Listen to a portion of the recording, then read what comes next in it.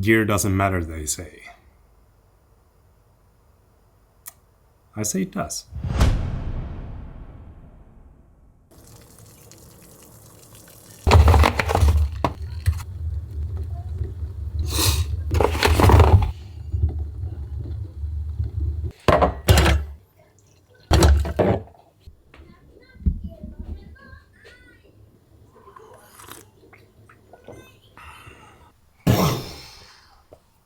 High five.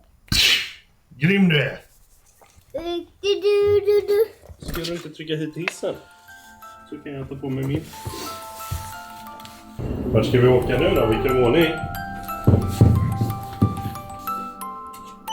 Yeah! I feel a little bit tired today since I was working the entire weekend, but everything's good. Åh, ska vi gå till bilen?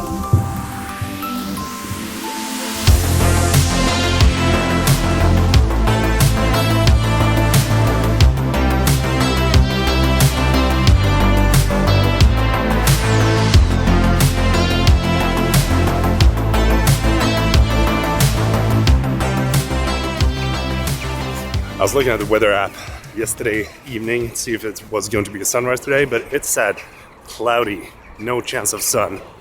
Today, epic sunrise, always worth having a look.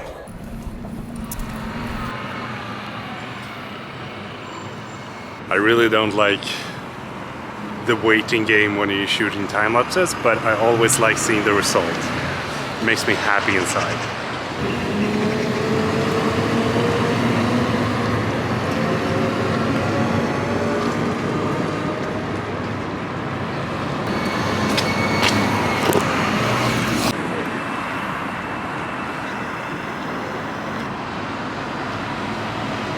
Number one. Looks like a serious building. I have absolutely no idea what's inside.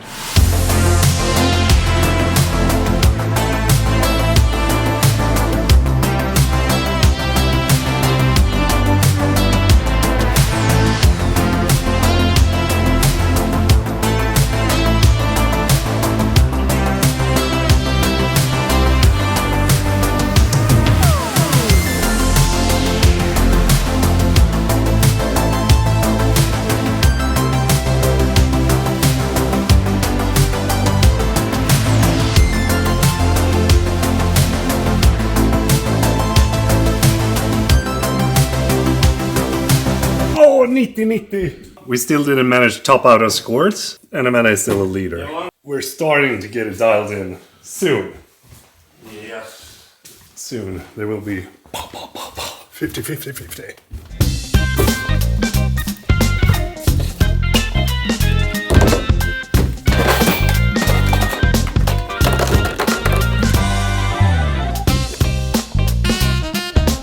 First things first, I just want to say that I love trying out new camera gear. I love the latest tech. I love new drones, whatever it might be.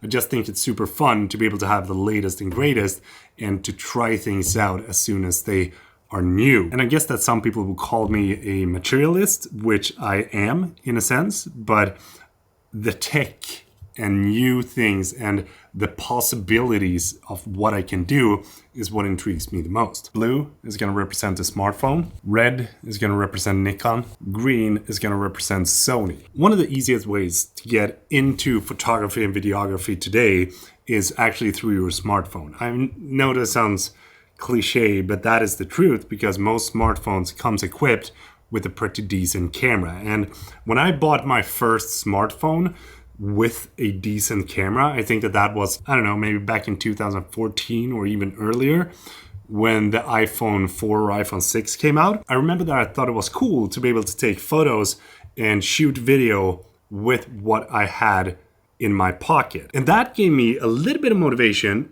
to get a little bit of experience because it didn't really last for that long when I only had my smartphone to shoot because it also limits you of what you're capable of doing. For example, some things that I wanted to have that I couldn't get with my smartphone was a shallow depth of field, because I was looking at a lot of big photographers that had this like blurry background and, you know, really good shots, and I always wondered how I could get those. And that is when I realized that I needed to have a bigger camera to be able to get those kind of photos and videos. And that is when I bought my Nikon D500. And when I bought that camera, it gave me a lot more motivation to get a lot more experience, and it didn't fade off as quickly as it did with my smartphone.